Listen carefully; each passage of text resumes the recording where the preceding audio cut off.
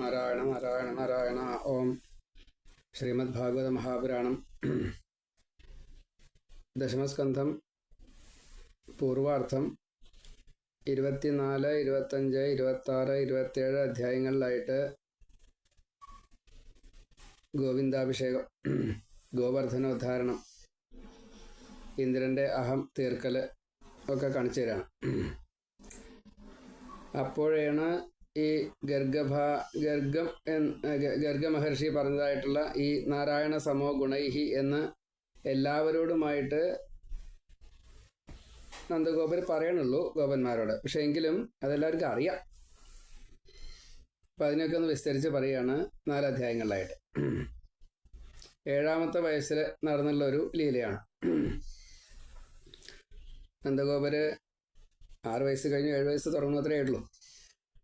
ഒരു യാഗം ചെയ്യാൻ വേണ്ടിയിട്ട് ഒരുങ്ങണ സമയത്ത് കൃഷ്ണൻ ചോദിക്കുകയാണ് നന്ദഗോപരോട്, ഈ യാഗം ചെയ്യുന്ന ഒരുക്കങ്ങളൊക്കെ കാണാനുണ്ട്, എന്താ അതിൻ്റെ ഒരു ഉദ്ദേശം?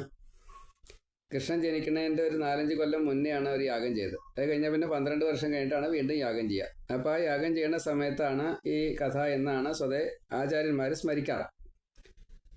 എന്തായാലും ഇന്ദ്രന് വേണ്ടിയിട്ട് യാഗം ചെയ്യണ രംഗം കൊല്ലം തോറും യാഗം ചെയ്യാറുണ്ട് എന്ന് ഒരു അഭിമതം ഉണ്ട്. അപ്പോൾ ഏതാ ശരി ഏതാ തെറ്റ് ചർച്ചയുടെ ആവശ്യമില്ല. യാഗം ചെയ്യേണ്ട സമയത്ത് കൃഷ്ണൻ പറഞ്ഞു എന്ന് കൂട്ടിയാൽ മതി. നന്ദഗോപരോട് ചോദിച്ചു, എന്തിനാണ് യാഗം ചെയ്യണത്? എല്ലാം ആത്മാവായിട്ട് കാണേണ്ടവര്, ദ്വന്ദ്വം കടന്നവര്, അഹം മമ വിട്ടവര്, ബന്ധു ശത്രു ഉദാസീനൻ എന്നുള്ള ഭേദമൊന്നും ഇല്ലാത്തവര്, ഇവർക്ക് സ്വതേ രഹസ്യങ്ങളൊന്നും ഇല്ല എന്നാണ് എൻ്റെ ഒരു കാഴ്ചപ്പാട്. അങ്ങനെയല്ലേ വെച്ചാ? അങ്ങനെ തന്നെയാണ്. അപ്പോൾ നാട്ടു നടപ്പ് ആണോ അതോ ഗുരുദേവൻ പറഞ്ഞിട്ടാണോ ബ്രാഹ്മണര് അതേപോലെ ഈ ഗർഗ മഹർഷിയോ അങ്ങനെ ആരെങ്കിലും പറഞ്ഞിട്ടുണ്ടോ? നമ്മൾ സ്വതേ പശുപാലകരല്ലേ? അപ്പോൾ അതന്നെയാണ് നന്ദഗോപുരം ഉത്തരമായിട്ട് പറഞ്ഞത്. അതെ, നമ്മൾ പശുപാലകരാണ്. ഉപജീവനം ഗോരസം കൊണ്ടല്ലേ, പാലിൻ്റെ ഉൽപ്പന്നങ്ങൾ. അപ്പം അതുകൊണ്ട് നമുക്ക് മഴ വേണ്ടേ? ഈ പശുക്കൾക്ക് തിന്നാനുള്ള പുല്ലും വെള്ളവും ഒക്കെ തരുന്നത് ഇന്ദ്രനാണ്. ഇന്ദ്രനാണ് മഴയുടെ ദേവത. അപ്പോൾ കൊല്ലത്തിലൊരു യാഗം നടത്തണം എന്നതാണ് നിയമം. അതാണ് നേരത്തെ പറഞ്ഞത്, 12 കൊല്ലം കൂടുമ്പോൾ എന്നും എല്ലാ കൊല്ലത്തിലും യാഗം നടത്താറുണ്ട് എന്നും. അപ്പോൾ എല്ലാ കൊല്ലവും യാഗം നടത്തുകയാണ് വേണ്ടത്. യാഗഫലം, അതേപോലെ യാഗത്തിൻ്റെ ഈ യാഗോച്ഛിഷ്ടം എന്ന് പറയും. നമ്മൾ സാധാരണ യാഗോച്ഛിഷ്ടം മഹാദേവന് കൊടുക്കാമെന്നാണ് പറയുക. യാഗഫലം കിട്ടാൻ വേണ്ടിയിട്ട് ധർമാർത്ഥ കാമങ്ങൾ യാഗം ചെയ്താൽ നമുക്ക് കിട്ടും. അപ്പോൾ മോക്ഷത്തിന് ഭഗവാന്റെ അനുഗ്രഹവും കിട്ടും. ഇതിനൊക്കെ കൃഷിക്ക് മഴ ഒക്കെ വേണം. ഈ കാര്യത്തിൽ ഒരു ലോഭമോഹാദികളൊന്നും പാടില്ല. അപ്പം കൃഷ്ണൻ പറയാണ്, ഇത് ഇന്ദ്രനെ ഒന്നിങ്ങനെ ശാസിക്കണമെന്ന് ഭഗവാൻ നിശ്ചയിച്ചെന്നു. അത് ഉദ്ദേശിച്ചിട്ടാണ് പറയണത്. അച്ഛാ, ഈ കർമ്മഫലം കൊണ്ടല്ലേ എല്ലാവരും അവരവരുടേതായിട്ടുള്ള ഈ സുഖദുഃഖങ്ങളൊക്കെ അനുഭവിക്കുന്നത്. ജനനായാലും മരണമായാലും സുഖമായാലും ദുഃഖമായാലും ക്ഷേമമായാലും അതേപോലെ തന്നെ ഭയം, ഇങ്ങനെയുള്ള കാര്യങ്ങളൊക്കെ കർമ്മഫലമായിട്ടാണെന്നാണ് ഞാൻ ധരിച്ചേർക്കണത്. ഈശ്വരൻ പോലും കർമ്മത്തിന് അധീനമാണ് എന്നല്ലേ? അപ്പോൾ കർമ്മം നമ്മൾ ചെയ്യണ്ടേ? സ്വന്തം കർമ്മഫലം അനുഭവിക്കുന്നവർക്ക് ഇന്ദ്രനെ കൊണ്ട് എന്താ കാര്യം? ഈശ്വരൻ പോലും കർമ്മഫലം അനുഭവിക്കാച്ചാൽ പിന്നെ ഇന്ദ്രൻ എന്താ ചെയ്യാൻ പറ്റുക? അപ്പോൾ അതുകൊണ്ട് ഇന്ദ്രനൊരു യാഗം ചെയ്യണമെന്ന് എനിക്ക് തോന്നണില്ല. ശരീരം കിട്ടുന്നത് തന്നെ ഈ പ്രാരബ്ധം തീർക്കാൻ വേണ്ടിയിട്ട് സുഖദുഃഖങ്ങളെ അനുഭവിപ്പിക്കുകയാണ്. അതിന് വേണ്ടിയിട്ടാണ്, അതിനാണ് കർമ്മം ചെയ്യണത്. അതിൻ്റെ ഫലമാണ് ഈ സുഖദുഃഖങ്ങൾ. വർണ്ണാശ്രമധർമ്മം അനുസരിച്ച്, അതിൻ്റെ സ്വഭാവം അനുസരിച്ച് നമുക്ക് ഈ ജീവനോപായമായിട്ട് പശു വളർത്തൽ അതാണ് പറഞ്ഞിരിക്കുന്നത്. അത് നമ്മൾ ചെയ്യുന്ന വേണം. ഇപ്പോൾ ബ്രാഹ്മണർ വേദം, യാഗം, ദാനം ഇത് ചെയ്യിക്കലും ആണ് ഉപജീവനായിട്ട് മാർഗം കണ്ടെത്തേണ്ടത്. പിന്നെ ശീലോഞ്ചവൃത്തിയാണ്. അങ്ങാടിയിൽ നിന്ന് പറക്കിയിട്ട് അല്ലെങ്കിൽ കൊയ്ത പാടത്തു നിന്ന് കതിര് പറക്കിയിട്ട് അതൊക്കെ നെല്ല് അരിയാക്കിയിട്ട് ഉണയ്ക്കുക. പിന്നെ ക്ഷത്രിയർ പരിപാലനം, അങ്ങനെയാണ് സ്വതേ അവരുടെ ഒരു വിധി. അതിൽ 6-1 ടാക്സ്, അതിൻ്റെ 6-1 ടാക്സ്, അങ്ങനെയൊക്കെയാണ്. അതേപോലെ വൈശ്യർ പശുപാലനം, പിന്നെ കൃഷി, കച്ചവടം, പലിശയ്ക്ക് പണം കൊടുക്കുക, ഇങ്ങനെയൊക്കെയാണ്. അപ്പോൾ നമ്മൾ പശുപരിപാലനമാണ് നമ്മൾ ചെയ്യണത്. അപ്പോൾ നമുക്കത് ശരിയാണ്. ശൂദ്രരാണ് എല്ലാവരും സേവിക്കുക, അങ്ങനെയൊക്കെയാണല്ലോ നിയമം. അപ്പോൾ നമ്മൾ വൈശ്യരായതുകൊണ്ട് ഇത് ചെയ്യുന്നതാണ് വേണ്ടത്. നമ്മളെ രക്ഷിക്കുന്നത്, അല്ലെങ്കിൽ പശുക്കളെ രക്ഷിക്കുന്നത് ഗോവർദ്ധനാണ്. ഇപ്പോൾ നമ്മൾ വൃന്ദാവനത്തിൽ വന്നിട്ട് കുറച്ചായല്ലോ. ഇപ്പോൾ ഗോവർദ്ധനത്തിനല്ലേ പൂജ ചെയ്യേണ്ടത്. ഈ സൃഷ്ടിയാദികൾക്ക് കാരണം ത്രിഗുണമാണ്. രജോ ഗുണം കൊണ്ട് മേഘം മഴ പെയ്യണു. അപ്പോൾ ഇതിൽ ഇന്ദ്രൻ എന്താ കാര്യം? നമുക്ക് പട്ടണമില്ല, മറ്റേ അങ്ങനെ പറയുമ്പോൾ നമുക്ക് കാട് ഒന്നും സ്വന്തമല്ല. നമ്മൾ എവിടെ വെച്ചാൽ അവിടെ, കാട്ടിലെച്ചാൽ കാട്ടിൽ, അല്ല മറ്റേ നാട്ടിലെച്ചാൽ നാട്ടിൽ, അങ്ങനെ താമസിക്കുക, അത്രയേ ഉള്ളൂ. പുല്ല് ധാരാളമുള്ള സ്ഥലത്ത്, അതിപ്പോൾ എവിടെ തന്നു വെച്ചാൽ അവിടെ. ഇവിടെ ഇപ്പോൾ ഗോവർദ്ധന പർവ്വതത്തിൻ്റെ അവിടെയാണ്. അപ്പോൾ ഗോവർദ്ധനല്ലേ ഇപ്പോൾ നമുക്ക് പുല്ല് തരണത്. അപ്പോൾ ആ പർവ്വതത്തിന് പൂജിക്കുകയാണ് വേണ്ടതെന്ന് എൻ്റെ ഒരു ധാരണ അങ്ങനെയാണ്. അപ്പോൾ അച്ഛന് സമ്മതം വെച്ചാൽ ഇപ്പം ഈ യാഗത്തിന് എന്തൊക്കെയാണ് ഒരുക്കങ്ങൾ ചെയ്തതെന്ന് വെച്ചാൽ അതേ വിഭവം കൊണ്ട് തന്നെ ഈ ഗോവർദ്ധന പർവ്വതത്തിന് ഒരു യാഗം ചെയ്താൽ എന്താ കുഴപ്പം? വിശേഷപ്പെട്ട പായസം, പലഹാരം, ഇതൊക്കെ ഉണ്ടാക്കിയിട്ട് പർവ്വതത്തിന് നേദിക്കുക, ബ്രാഹ്മണരെ കൊണ്ട് ഹോമാദികളൊക്കെ ചെയ്യിക്കുക, അവർക്ക് ദക്ഷിണയൊക്കെ കൊടുക്കുക, അന്നദാനം എല്ലാവർക്കുമായിട്ട് കൊടുക്കുക, പന്തിഭേദം ഇല്ലാതെ കണ്ട് പന്തിഭോജനം നടത്തുക, പക്ഷിമൃഗാദികൾക്ക് ആഹാരം കൊടുക്കുക, പിന്നെ പുത്തൻ ഉടുപ്പൊക്കെ എല്ലാവർക്കും കൊടുക്കുക, ആഘോഷമായിട്ട് യാഗം ചെയ്യാം. പക്ഷെ അത് ഗോവർദ്ധനത്തിന് മതിയെന്നാണ് എൻ്റെ ഒരു താല്പര്യം. ബ്രാഹ്മണർക്ക് ധാരാളം ദാനമൊക്കെ ചെയ്തത് അഗ്നിയിൽ ഹോമം ചെയ്ത് ഗോവർദ്ധനത്തിന് നിവേദിച്ച് ഈ 3 പേരെയും ഒരേപോലെ സന്തോഷിപ്പിച്ച് പ്രദക്ഷിണം വെച്ച് നമസ്കരിച്ചാൽ ഇത് കൂടുതൽ ഫലം തരും. അങ്ങനെയാണ് യാഗവിധി. അത് ഞാൻ പറഞ്ഞ അച്ഛനെ സമ്മതം വെച്ചാൽ ചെയ്യുന്നതുകൊണ്ട് വിരോധമില്ല. എൻ്റെ അഭിപ്രായം ഞാൻ പറഞ്ഞു എന്ന് മാത്രമേ ഉള്ളൂ. അപ്പോൾ ഇത് ഗോപന്മാരൊക്കെ കേട്ടുകൊണ്ടിരിക്കുക. ബ്രാഹ്മണരെ കൊണ്ട് സ്വസ്തിവാചകമൊക്കെ ചെയ്യിച്ചിട്ട് ഇത് സമ്മതമായി എന്ന് എല്ലാവരും പറയുകയും ചെയ്തു. അതാ രസം. കൃഷ്ണൻ്റെ വാക്കാണ് സമ്മതേ, അല്ലാണ്ട് ഇതിൽ വേറെ അപ്പുറമൊന്നുമില്ല. അപ്പോൾ ഇന്ദ്രയാഗത്തിന് ഒരുക്കി അതേ വസ്തുക്കൾ കൊണ്ട് ഗോവർദ്ധനയാഗം നന്നായിട്ട് ചെയ്തു. എല്ലാവർക്കും അന്നദാനം, ദക്ഷിണ, പിന്നെ വസ്ത്രോധാനം, എന്തൊക്കെയാണ് കൊടുക്കേണ്ടത് വെച്ചാൽ അതൊക്കെ ധാരാളമായിട്ട് കൊടുത്തു. ഇവർക്ക് പിന്നെ സ്വന്തമായിട്ട് ഭൂമി ഇല്ലാത്തതുകൊണ്ട് ഭൂമി ദാനത്തിൻ്റെ കാര്യം അങ്ങനെ പറയണില്ല. അങ്ങനെ ഗോവർദ്ധനത്തെ പ്രദക്ഷിണം വയ്ക്കുക എല്ലാവരും കൂടിയിട്ട്. ഇപ്പോൾ നമ്മൾ വൃന്ദാവനത്തിൽ പോയി കഴിഞ്ഞാൽ ഗോവർദ്ധനത്തെ പ്രദക്ഷിണം വയ്ക്കാറുണ്ട്. അപ്പോൾ അവിടെ ഈ 41 ദിവസം കൊണ്ട് പ്രദക്ഷിണം, പിന്നെ ചെറിയ പരിക്രമം, വലിയ പരിക്രമം എന്നൊക്കെ ഉണ്ട്. ഏതായാലും ഇവിടെ വലിയ പരിക്രമം തന്നെയാണ്. വേഗം കഴിയും ചെയ്യും. ഇവർക്ക് നമ്മളെ കൂട്ടത്തിൽ അത്ര സമയമൊന്നും വേണ്ട. കാരണം അവർക്ക് നടന്ന് ശീലമുണ്ട്, ക്ഷീണമില്ല. പിന്നെ എല്ലാ ദിക്കിലും അവർക്ക് ആഹാരാദി കാര്യങ്ങളൊക്കെ കിട്ടുകയും ചെയ്യും. ചോറും കൂട്ടാനും ഉപ്പേരിയല്ല. അവർക്ക് പഴവും പശുവിൻ്റെ പാലും പിന്നെ വേരോ ഇലയോ എന്താ വെച്ചാൽ അതൊക്കെ അവരുടെ ആഹാരം. അപ്പോൾ അതിന് ഉണ്ടാക്കൊന്നും വേണ്ട, സ്പെഷ്യൽ പ്രിപ്പറേഷൻ, ഭാണ്ഡക്കെട്ട് വേണ്ട. നമുക്ക് ഭാണ്ഡക്കെട്ട് വേണേ. അപ്പോൾ അതാണ്. അപ്പോൾ അങ്ങനെയൊക്കെ അവർ ചെയ്തു. നന്നായിട്ട് യാഗം ചെയ്തു, പ്രദക്ഷിണം വെച്ച് നമസ്കരിച്ചു. ശ്രീകൃഷ്ണൻ ഈ യാഗ സമർപ്പണ സമയത്ത് പർവ്വതത്തിലേക്ക് അങ്ങോട്ട് പ്രവേശിച്ചു. എന്നിട്ട് ഇവർ കൊടുത്തതൊക്കെ ആഹരിച്ചു. ഇന്ദ്രന് യാഗം ചെയ്യുമ്പോൾ എല്ലാം പ്രസാദമായിട്ട് തിരിച്ചു തരും. ഇന്ദ്രൻ നേരിട്ട് വന്നിട്ട് ഒന്നും സ്വീകരിക്കില്ല. ഇവിടെ അങ്ങനെയല്ല. കൃഷ്ണൻ ഇത് അറിഞ്ഞില്ല.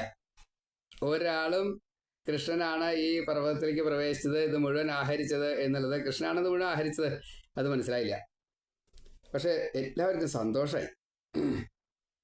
ഈ കൊടുത്ത സാധനങ്ങൾ ഇങ്ങനെ ഭക്ഷിക്കൽ ഒരു ദൈവം ഇതുവരെ ഉണ്ടായിട്ടില്ല. അപ്പോൾ എല്ലാവർക്കും സന്തോഷമായി.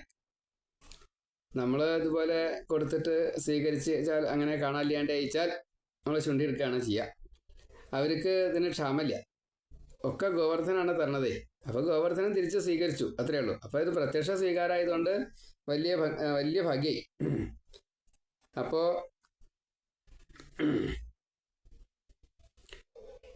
ഈ സ്വീകരണം അത് ഭഗവത് അനുഗ്രഹമായിട്ട് എല്ലാവരും കരുതി. അതുകൊണ്ടാണ് അവർക്ക് സന്തോഷമായത്. അപ്പോൾ സാധാരണഗതിയിൽ പ്രസാദങ്ങൾ സ്വീകരിക്കുക അങ്ങനെയൊക്കെ ഉണ്ടാവും. അതിനുള്ള സൂത്രം അവിടെ എന്താ ഭഗവാൻ ചെയ്തതെന്ന് ചോദിച്ചാൽ മുഴുവൻ നിശ്ചയില്ല. ഒക്കെ ആഹരിച്ചു എന്ന് പ്രത്യേകം പറയുന്നുണ്ട്. പ്രസാദം കൊടുക്കണ്ടേ? സാധാരണ ഒരു ബ്രാഹ്മണന് ഊട്ട് കൊടുത്താൽ അനുഗ്രഹമായിട്ടാണ് ഭഗവാൻ കൊടുക്കുക. അപ്പോൾ ഇവിടെ ഭഗവാൻ അതൊക്കെ ചെയ്തിട്ടുണ്ട്. നിങ്ങൾക്ക് എല്ലാവർക്കും നന്നായി വരും കേട്ടോ. അതൊക്കെ ഉണ്ട്. ഇന്ദ്രൻ ഈ കാര്യങ്ങളൊക്കെ അറിഞ്ഞു കേട്ടോ. അപ്പോൾ എനിക്ക് കിട്ടേണ്ട യാഗവസ്തുക്കളൊക്കെ എനിക്ക് തരാതെ കണ്ട് ഇങ്ങനെ ഒരു യാഗം ഇതുവരെ ഉണ്ടായിട്ടില്ല. ഗോവർദ്ധനത്തിനൊരു യാഗം ഇതുവരെ ഉണ്ടായിട്ടില്ല. ഗോപന്മാരുടെ രക്ഷിതാവാണ് ഈ കൃഷ്ണൻ.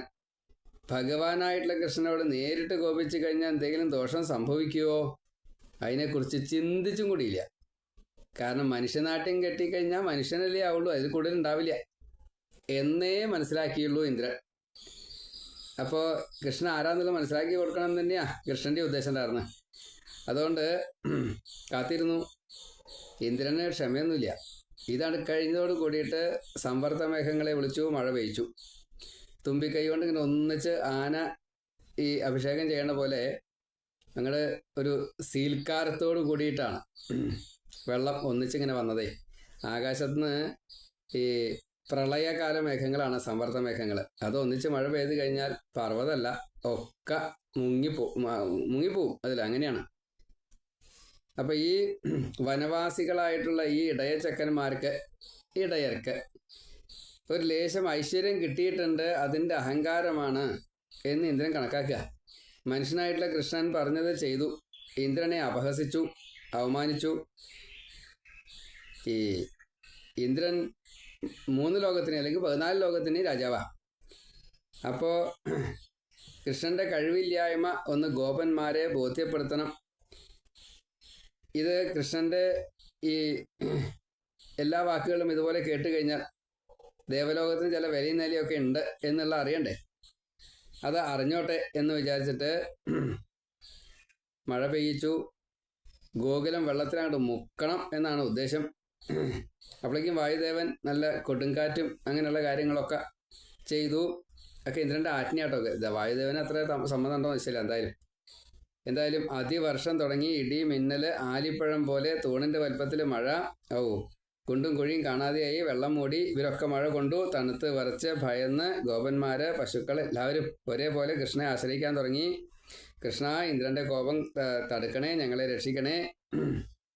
അപ്പോൾ ചില ബിരുദന്മാരും ഉണ്ടാവുമല്ലോ, വിമുഖരായിട്ടുള്ളവർ, ഈ കൃഷ്ണ ദിട്ട് ആയിട്ടുള്ള ആൾക്കാർ. അതിലില്ല സ്വതേ, എന്നാലും ശരി വല്ലവരും ഒക്കെ ഉണ്ടാവാം. എന്തായാലും അന്ന് തന്നെ ഞാൻ പറഞ്ഞതാണ് ഇന്ദ്രനെ ചെയ്താൽ മതി എന്ന്. പറഞ്ഞിട്ടൊന്നുമില്ല കേട്ടോ. എന്നാലും ഇത് ഇന്ദ്രൻ്റെ കോപം തന്നെയാണ്. അപ്പോൾ കൃഷ്ണൻ പറഞ്ഞു ആരും പേടിക്കൊന്നും വേണ്ട. പക്ഷേ കൃഷ്ണൻ എപ്പോഴേ ചെയ്തുള്ളൂ അറിയോ? എല്ലാവരും നല്ലോണം നനഞ്ഞ് കുതിർന്ന് നല്ലോണം തണുത്ത് വിറച്ച് ഇനി അത്രയാണ് ഭാവിയിലേക്ക് പ്രതീക്ഷ ഇല്ല. ആ മട്ട് ആയതിൻ്റെ ശേഷമേ കൃഷ്ണൻ അവരെ രക്ഷിച്ചുള്ളൂ. എന്തായാലും അവരെ കൃഷ്ണനോട് രക്ഷിക്കണേ എന്നൊക്കെ പറഞ്ഞു. അപ്പോൾ കൃഷ്ണൻ പറഞ്ഞു പേടിക്കൊന്നും വേണ്ട, എല്ലാവരും വരും, നമുക്ക് ഗോവർദ്ധനത്തിനോട് പറയാം. കാരണം യാഗം ആർക്കാ ചെയ്തത്? ഗോവർദ്ധനത്തിനല്ലേ. ഉത്തരവാദിത്തം ആർക്കാ? ഗോവർദ്ധനത്തിനാണ്. അപ്പോൾ അതുകൊണ്ട് നമുക്ക് ഗോവർദ്ധനത്തിനോട് പറയാം. എല്ലാവരും അതിൻ്റെ അടുത്ത് ചെന്നു പറഞ്ഞു, സങ്കടം പറഞ്ഞു. അപ്പോൾ ഗോവർദ്ധനം ഭഗവാൻ എന്ത് ചെയ്തു? തൻ്റെ ഇടത്തെ കയ്യിൻ്റെ ചെറുവിരലുകൊണ്ട് ഒന്നിച്ച് അങ്ങോട്ട് പൊക്കി എന്നർത്ഥം. എല്ലാവരും അതിൻ്റെ ഉള്ളിലേക്ക് കയറിക്കോളൂ. ഇനി മഴയെ പേടിക്കണ്ട, ഇന്ദ്രനെ പേടിക്കണ്ട. അച്ഛാ, അമ്മേ, ഗോക്കളെ, ഗോപന്മാരെ, ഗോപികളെ എല്ലാവരെയും വിളിച്ചു. പർവ്വതം താഴെ വീഴില്ലാട്ടോ, ഉറപ്പ്. അപ്പോൾ അനവധി പ്രത്യേകതകളുണ്ട് കൃഷ്ണൻ്റെ അനുഗ്രഹങ്ങൾക്ക്. അപ്പോൾ ഇവർക്ക് കൃഷ്ണനെ വളരെയധികം വിശ്വാസമാണ്. കാരണം പൂതന തൊട്ട് ഓരോ ലീലയും ഇവർക്കറിയാം. വേഗം എല്ലാവരും കൂടിയിട്ട് പർവ്വതത്തിൻ്റെ താഴത്തേക്ക് വന്നു. അവിടെ കയറിയപ്പോഴാണ് ചെറിയൊരു വ്യത്യാസം. വിശപ്പില്ല, ദാഹമില്ല, ക്ഷീണമില്ല, ഉറക്കമില്ല. അത്ര സുഖം, പരമാനന്ദം, സച്ചിദാനന്ദം അനുഭവിച്ചുകൊണ്ടാണ് ഈ പർവ്വതത്തിൻ്റെ താഴെ.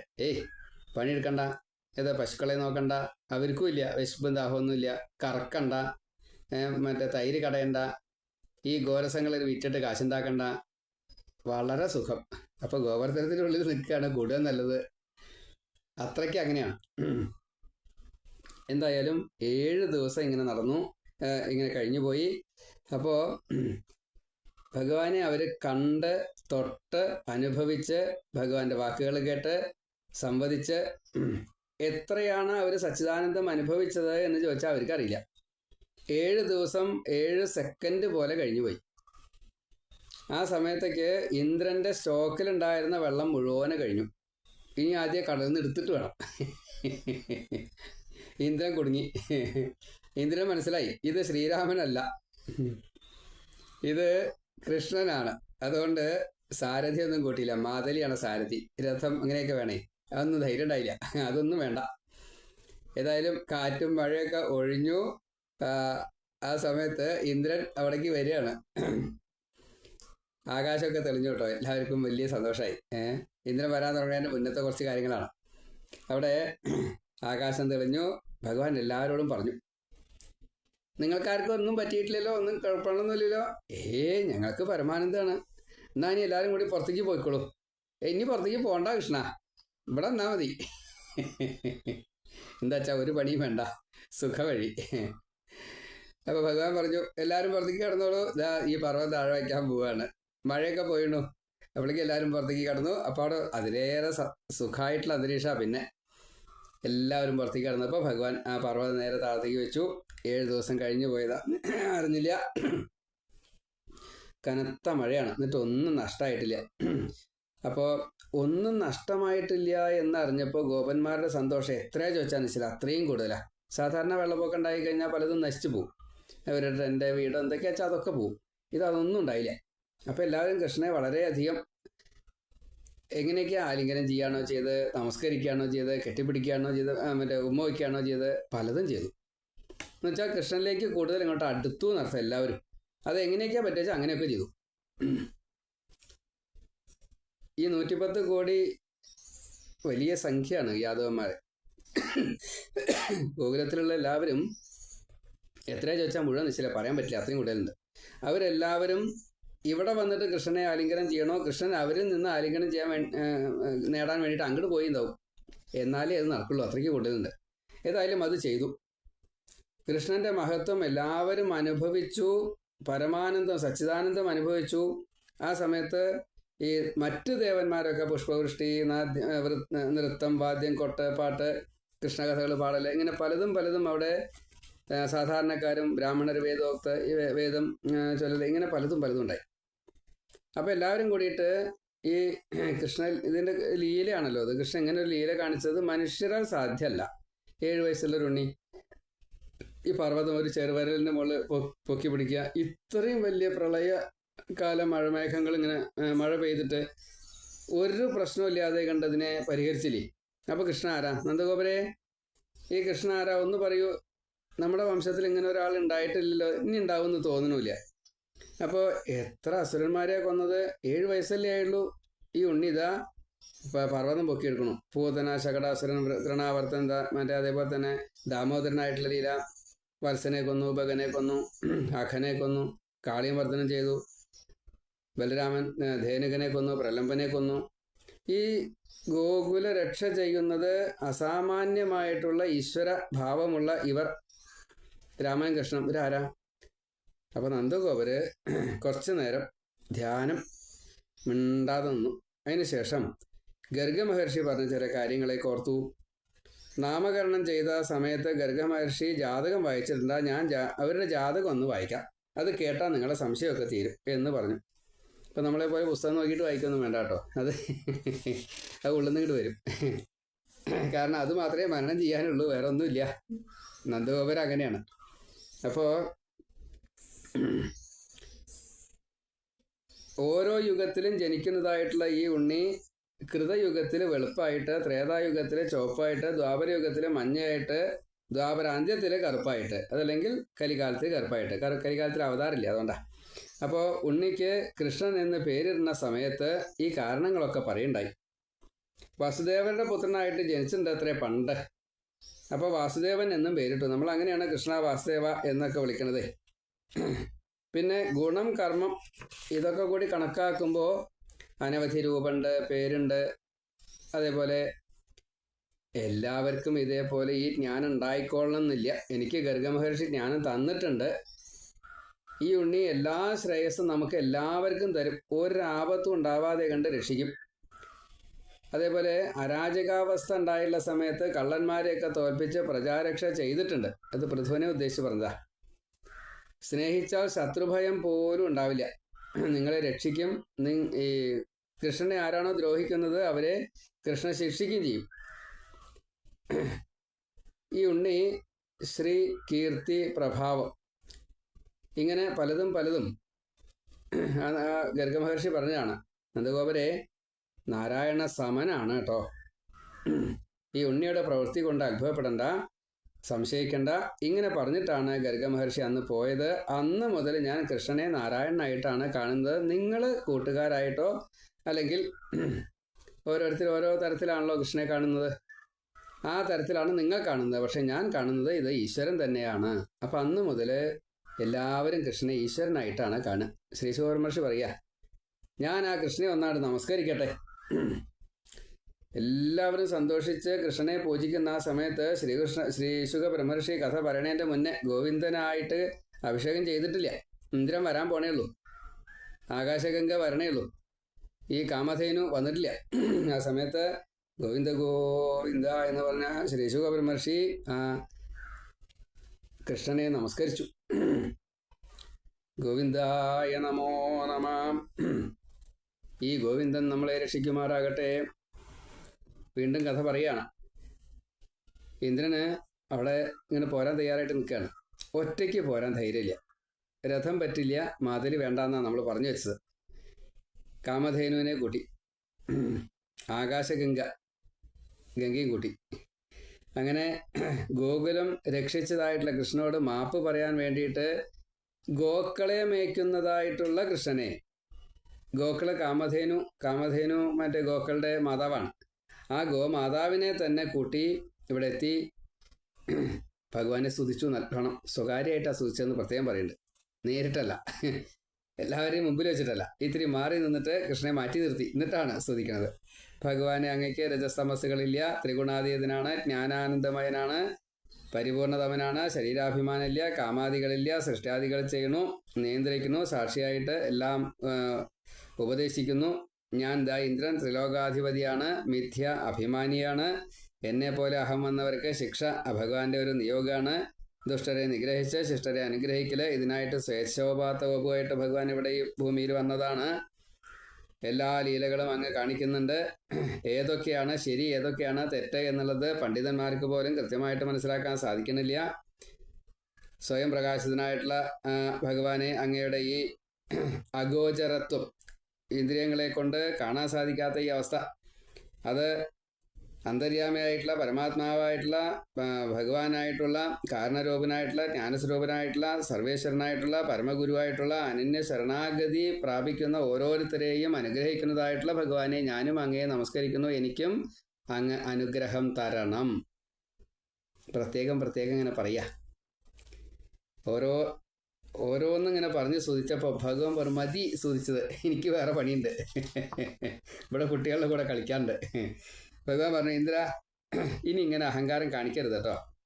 എല്ലാ സമയത്തും എന്നെ സ്മരിച്ചിട്ട് സ്വന്തം ജോലി എന്താ വെച്ചാൽ അത് ചെയ്തോളൂ. അതിനാണ് ഞാൻ യാഗം മുടക്കിയത്. ഐശ്വര്യത്തിൽ ഇങ്ങനെ വിവേകമില്ലായ്മ, ഈ മതമുണ്ടല്ലോ അഹം, അത് വേണ്ട. എന്നെ മറക്കണ്ട.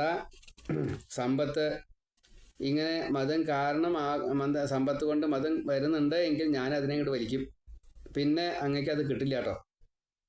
അങ്ങനെ മാത്രമല്ല, ഞാൻ എല്ലാവരെയും ഇതുപോലെ തന്നെ ചെയ്യാറ്. അപ്പം അതുകൊണ്ട് കുലം, വിദ്യ, അധികാരം, യൗവനം, കരുത്ത്, ധനം, കീർത്തി, സൗന്ദര്യം, ഇങ്ങനെ പലതും അഹങ്കാരത്തിന് കാരണമാണ്. ഞാനതെല്ലാം പിൻവലിക്കും. അതുകൊണ്ട് ഇനി ഇങ്ങനത്തെ പ്രശ്നങ്ങളൊന്നും ചെയ്യാൻ പാടില്ല. ശരി, വീണ്ടും ഞാൻ പഴയ പോലെ ആയിക്കോളാം. അപ്പോൾ കാമധേനു എത്തി കൃഷ്ണനെ നല്ലോണം സ്തുതിച്ചു. പശുപാലക, മഹായോഗിൻ, പരമാത്മാവേ, ജഗൽക്കാരണ, ലോകനാഥ, ലോകരക്ഷക, അനാഥരക്ഷക, കുലദൈവമേ, ബ്രാഹ്മണരക്ഷക, പശുരക്ഷക, ദേവരക്ഷക, സജ്ജനരക്ഷക, ഇങ്ങനെ അനവധി നാമങ്ങളെ ജപിച്ചുകൊണ്ട് കാമധേനു തൻ്റെ മക്കളെയാണ് പരിപാലിക്കുന്നത്. ഇതൊരു നാട്യമല്ലേ ഭഗവാനെ? അങ്ങനെയുള്ള ഭഗവാന്റെ തൃക്കാലക്കരുതാ ഞാനും നമസ്കരിക്കണു. ഗംഗയും ഇതേപോലെ എന്തൊക്കെയോ പറഞ്ഞ് നമസ്കരിച്ചിട്ടുണ്ടാവും. പക്ഷേ ഗംഗ അങ്ങനെയൊന്നും ചെയ്തതായിട്ട് ഭാഗവതം അവിടെ പറഞ്ഞിട്ടില്ല. 3 പേരും ഒരേപോലെ ഭഗവാനെ ആശ്രയിച്ചു. അതിനുശേഷം ബ്രഹ്മാവ് പറഞ്ഞ ആ വിധിക്ക് അനുസരിച്ച് ഞങ്ങളുടെ ഇന്ദ്രൻ ഹൃഷികേശനായിട്ടുള്ള ഭഗവാനായിട്ടുള്ള അങ്ങയെ ഈ ഭൂഭാരം തീർക്കാൻ വേണ്ടിയിട്ട് അവതരിച്ചതായിട്ടുള്ള അങ്ങയ്ക്ക് പ്രണാമം അർപ്പിക്കുന്നു. ഞങ്ങൾ എല്ലാവരും ഒരേപോലെ ഗോവിന്ദ ഗോവിന്ദ ഗോവിന്ദ എന്ന അങ്ങയെ ഇതാ ആശ്രയിക്കുന്നു. ഇങ്ങനെ ഗോവിന്ദനാമം ചൊല്ലിക്കൊണ്ട് ആ കാമധേനുവിൻ്റെ പാല് ഇന്ദ്രൻ ആകാശഗംഗയിലെ ജലവും കൂട്ടി ഗോവിന്ദ ഗോവിന്ദ ഗോവിന്ദ ഗോവിന്ദ ഭഗവാന്റെ ശിരസിലേക്ക് തന്നെ അഭിഷേകം ചെയ്യാണ്, പാലഭിഷേകം. അതോടുകൂടിയിട്ട് ഗോവിന്ദാഭിഷേകം എന്ന അതിൻ്റെ പ്രശസ്തി പരമാവധിയിലെത്തി. ഗോവിന്ദ എന്ന് പറഞ്ഞു കഴിയുമ്പോൾ ഗോക്കളെ വിന്ദനം ചെയ്തവൻ എന്ന് ഒരർത്ഥം. ഗോക്കളെ ഇങ്ങനെ വിന്യാസം ചെയ്തപ്പോൾ പശു എന്നുള്ളൊരു ആ വർഗമുണ്ടായത് ഭഗവാനാൽ സൃഷ്ടിക്കപ്പെട്ടതാണ്. ഗോക്കളെ വിന്ദനം ചെയ്തവൻ. ഗോ എന്ന് പറഞ്ഞു കഴിഞ്ഞാൽ ഇന്ദ്രിയങ്ങൾ എന്നൊരർത്ഥമുണ്ട്. അപ്പോൾ ഗോക്കൾ എന്ന് പറഞ്ഞാൽ ജീവജാലങ്ങൾ എന്നൊരർത്ഥമുണ്ട്. ഗോ എന്ന് പറഞ്ഞാൽ ഭൂമി എന്നർത്ഥമുണ്ട്. അങ്ങനെ ധാരാളം അർത്ഥങ്ങളുണ്ട് ഈ ഗോവിന്, ഗോ ശബ്ദത്തിന്. അപ്പോൾ മനുഷ്യരായിട്ടുള്ള നമുക്ക് ഇന്ദ്രിയങ്ങൾ പ്രത്യേകമായിട്ട് തിരിച്ചറിയാനും കാര്യങ്ങളൊക്കെ പറ്റും. അപ്പോൾ മനുഷ്യരെ ഇതുപോലൊരു എത്തിച്ചു. ദേവന്മാർക്ക് ദിവ്യത്വം പലതും അതും ഗോവിന്ദൻ തന്നെയാണ്. അപ്പോൾ അഗോചരനായിട്ടുള്ള ഈ ഭഗവാനെ നമുക്ക് മനസ്സിലാക്കാൻ മനസ്സിൻ്റെ സ്വാധീനത്തോട് കൂടിയിട്ട് ഭഗവത് അനുഗ്രഹമാകുന്ന പലതും പഞ്ചേന്ദ്രിയങ്ങളിലൂടെ സ്വീകരിച്ച് ഭഗവാനെ നമുക്ക് അറിയാൻ തരാവുന്നുണ്ട്. അതൊക്കെ ഭഗവാന്റെ അനുഗ്രഹം. അങ്ങനെയുള്ള ഈ ഗോവിന്ദനെ ഞാനിതാ നമസ്കരിക്കുന്നു, ഞങ്ങളിതാ നമസ്കരിക്കുന്നു. അപ്പം ഇന്ദ്രനുണ്ട്, ഗംഗയുണ്ട്, കാമധേനുണ്ട്. ഗംഗ സ്വരൂപം സ്വീകരിക്കാതെ കണ്ടാണ് ഒരു പാത്രത്തിലേ വന്നുള്ളൂ. ഗംഗയുടെ ഭർത്താവാണ് ഭഗവാനെ. ഗംഗയുടെ ഭർത്താവാണ് ശിവൻ. ഗംഗയുടെ മറ്റൊരു ഭർത്താവാണ് കൃഷ്ണൻ. അപ്പം അതുകൊണ്ട് കൃഷ്ണനെ ഇതുപോലെ നമസ്കരിച്ചു. അപ്പം ആ അഭിഷേകം നടത്തി. ഭഗവാനും വളരെയധികം സന്തോഷിച്ചു. ആ സമയത്ത് ഗന്ധർവന്മാർ, തുമ്പുരു, നാരദൻ തുടങ്ങിയുള്ള എല്ലാവരും വന്നു. അപ്സരസ്സുകളൊക്കെ നൃത്തം വെച്ചു, പാട്ടുപാടി, ആടി പാടി കൊട്ടി. പിന്നെ ദേവകൾ പുഷ്പം അർപ്പിച്ചു, മറ്റേ പുഷ്പവൃഷ്ടി ചെയ്തു. ലോകം മുഴുവൻ സച്ചിദാനന്ദത്തെ അനുഭവിപ്പിച്ചുകൊണ്ട് ഭഗവാനും വേദസ്തുതി തൊട്ടുള്ള കാര്യങ്ങളൊക്കെ ചെയ്ത് ബ്രാഹ്മണരും കൃഷ്ണനെ എല്ലാവരും സ്വന്തം ഈശ്വരൻ എന്നും രണ്ടും കണക്കാക്കിക്കൊണ്ട് ഗോപന്മാരും ഗോപികളും പശുക്കൾ തങ്ങളുടെ രക്ഷകൻ എന്നുള്ള നിലയ്ക്ക് പശുക്കളും ഇങ്ങനെയില്ല, പ്രപഞ്ചത്തിലെ സർവരും ഗോവിന്ദ ഗോവിന്ദ എന്ന് പറഞ്ഞു. ആ ഗോവിന്ദനെയാണ് നമ്മൾ ഈ ഭാഗവതം വായിക്കുന്ന സമയത്ത് സർവത്ര ഗോവിന്ദ നാമ സങ്കീർത്തനം, ഗോവിന്ദ ഗോവിന്ദ 3 തരത്തിൽ ഗോവിന്ദനെ പറയും. ഗോക്കളെ വിന്ദനം ചെയ്ത ഈ ജീവജാലങ്ങളെ ഇങ്ങനെ വിവിധ ശരീരങ്ങളിൽ പ്രവേശിപ്പിച്ച് ജീവിപ്പിച്ചവനായിട്ടുള്ള ഭഗവാൻ ആദ്യത്തെ ഗോവിന്ദൻ. രണ്ടാമത്തെ ഗോവിന്ദൻ ഇന്ദ്രിയങ്ങളെ വിന്യാസം ചെയ്തുകൊണ്ട് അങ്ങനെ നമുക്ക് സുഖദുഃഖങ്ങളെ അനുഭവിപ്പിച്ചതായിട്ടുള്ള പ്രാരബ്ധം തീർക്കാനുള്ള അവസരം തന്നതായിട്ടുള്ള ഗോവിന്ദൻ. അതേപോലെ തന്നെയാണ് ഭൂമി വാസസ്ഥലമാണ്. അപ്പോൾ ഈ വാസസ്ഥലം വിന്യസിച്ചതും ഭഗവാൻ തന്നെയാണ്. അപ്പം അങ്ങനെയുള്ള ആ ഗോവിന്ദനെ സർവത്ര ഗോവിന്ദ നാമ സങ്കീർത്തനം, ഗോവിന്ദ ഗോവിന്ദ, ഇന്ദ്രിയങ്ങൾ, ഭൂമി, ജീവജാലങ്ങൾ എന്ന 3 ഭാവത്തിൽ, അതാണ് 3 തവണ ഗോവിന്ദ ജപിക്കണം എന്ന് പറയാനുള്ള കാരണം. ഇവിടെ സകലതും വേണ്ടത് മുഴുവൻ നദി പോലെ ഒഴുകുകയാണ്. തേനായാലും പാലായാലും ആവശ്യങ്ങളായിട്ടുള്ള വസ്തുക്കൾ, ധനധാന്യങ്ങളായാലും എണ്ണ തൊട്ടുള്ള കാര്യങ്ങൾ, ഈ എള്ള, അങ്ങനെയല്ല, എല്ലാം എത്രയാ വേണ്ട, സമൃദ്ധി അങ്ങനെ തരിക ആ ഗോവിന്ദനാണ്. ഇവിടെ സിംഹവ്യാഘ്രാദികളൊക്കെ ശാന്തരാണ്. അങ്ങനെ ഗോകുലം എപ്പോഴും സമാധാനത്തോടു കൂടിയിട്ട് സ്ഥിരമായിട്ട് നിൽക്കുന്ന ഒരു സ്ഥലമാണ് വൃന്ദാവനം തൊട്ടുള്ള ഈ ഗോകുലം. അങ്ങനെ ഗോവിന്ദനെ എല്ലാവരും സ്വീകരിച്ചു. മറ്റൊരു കഥ പറയാണ്. ഒരു ഏകാദശി ദിവസം നന്ദഗോപര് ഉപവാസം ചെയ്തു. അന്ന് വ്രതാണ്. അപ്പോൾ പിറ്റേ ദിവസം ദ്വാദശി പാരണ വീട്. സാധാരണ 3-ാം യാമം കഴിഞ്ഞാൽ നീട്ട് കുളിക്കാൻ പോകും, അങ്ങനെയാണ് പതിവ്. 2-ാം യാമം കഴിഞ്ഞപ്പോൾ നീട്ട് കുളിക്കാൻ പോയി. 3-ാം യാമം ആയി എന്ന് വിചാരിച്ചിട്ട് അവിടെ ചെന്നപ്പോൾ വരുണന്റെ ഭൃത്യന്മാര് കുളിക്കാൻ വന്ന നന്ദഗോപരെ കൊണ്ടുപോയി വരുണലോകത്തിലേക്ക്. അപ്പോൾ ഗോപന്മാര് ഈ നന്ദഗോപരെ കാണാനില്ല, വെള്ളത്തിൽ മുങ്ങി പിന്നെ പൊങ്ങിയിട്ടില്ല പറഞ്ഞു. വരുണലോകത്തില് കൊണ്ടുപോയിണ്ടെന്ന് കൃഷ്ണൻ മനസ്സിലായി. കൃഷ്ണൻ വേഗം അവിടെ ചെന്നു. അവിടെ ചെന്നപ്പോൾ വരുണൻ സ്വീകരിച്ചു. കൃഷ്ണനെ ബഹുമാനപൂർവ്വം നന്ദഗോപരുടെ അടുത്ത് ഇരുത്തിയിട്ട് പൂജിച്ചു, നല്ലോണം പൂജിച്ചു. ആ പൂജയൊക്കെ സ്വീകരിച്ചു. ഞങ്ങളുടെ ഭൃത്യന്മാർ, എൻ്റെ ഭൃത്യന്മാർ ചെയ്തത് വലിയൊരു തെറ്റായിപ്പോയി, അറിയാണ്ട് പറ്റിപ്പോയതാണ്, ഇനി ഇങ്ങനെയൊന്നും സംഭവിക്കില്ല കേട്ടോ കൃഷ്ണ എന്നൊക്കെ പറഞ്ഞ് സ്തുതിച്ചു. അതേപോലെ ജന്മം തന്നെ സഫലമായി എന്ന് വരുണം പറയാ. കാരണം കൃഷ്ണനെ പൂജിക്കാൻ സാധിച്ചല്ലോ. കൃഷ്ണനെ ഇങ്ങോട്ട് വന്നിട്ട് പൂജിക്കൽ അത്ര എളുപ്പമല്ല, അനുവാദം തരണം. ഇപ്പോൾ കൃഷ്ണൻ സ്വന്തം നാട്ടിലേക്ക് ഇങ്ങോട്ട് വന്നേ, വീട്ടിലേക്ക് ഇങ്ങോട്ട് വന്നു. അപ്പോൾ ആ മായാനാഥനായിട്ടുള്ള ഭഗവാനെ നന്നായിട്ട് പരമാത്മാവായി കണ്ടുകൊണ്ട് സ്തുതിച്ചു. തെറ്റ് ക്ഷമിക്കണേ എന്ന് പ്രാർത്ഥിച്ചു. അച്ഛനെ കൊണ്ടുപോയിക്കൊള്ളാൻ വേണ്ടിയിട്ട് പറയുകയും ചെയ്തു. അങ്ങനെ നന്ദഗോപുരം കൃഷ്ണനെല്ലാം കൂട്ടി മടങ്ങിയെത്തി. വരുണലോകത്തിലെ ഈ അനുഭവം ഗോപന്മാരോട് എല്ലാവരോടും പറഞ്ഞു. അപ്പോൾ കൃഷ്ണന്റെ വാസ്തവ സ്വരൂപം ഇപ്രകാരത്തിലാണ് എങ്കിൽ കൃഷ്ണന്റെ യഥാർത്ഥത്തിലുള്ള അനന്തപത്മനാഭനായിട്ട്, നാരായണനായിട്ട്, പാലാഴിനാഥനായിട്ട് വൈകുണ്ഠത്തിൽ ഇരിക്കണ്ടേ, ഗോലോകത്തിലായിട്ട് ഗോലോകകൃഷ്ണനായിട്ടും ഇരിക്കണ്ടേ. അപ്പോൾ ഭഗവാന്റെ സ്ഥാനം രൂപമൊക്കെ ഒന്നൊന്ന് കാണണമെന്ന് എല്ലാവർക്കും മോഹമുണ്ടായി. അപ്പോൾ അവിടെ പൂജ സ്വീകരിച്ചത് വിഷ്ണു സ്വരൂപത്തിലാണ്. അതാണ് നന്ദഗോപർ ഇവിടെ വന്ന് പറഞ്ഞത്. അപ്പോൾ ഇവിടെ ജന്മം കൊള്ളുന്നത് അവിദ്യ, ആഗ്രഹം, കർമ്മം, ഇങ്ങനെ 3 കാരണങ്ങളെ കൊണ്ടാണ്. അവിദ്യ, ആഗ്രഹം, കർമ്മം.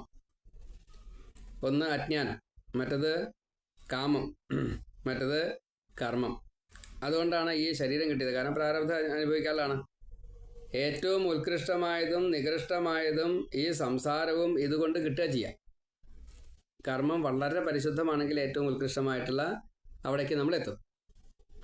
അതേപോലെ തന്നെ നികൃഷ്ടവും വരും, ഒപ്പം സംസാരവും വരും. ഇതാണ് കർമ്മേ.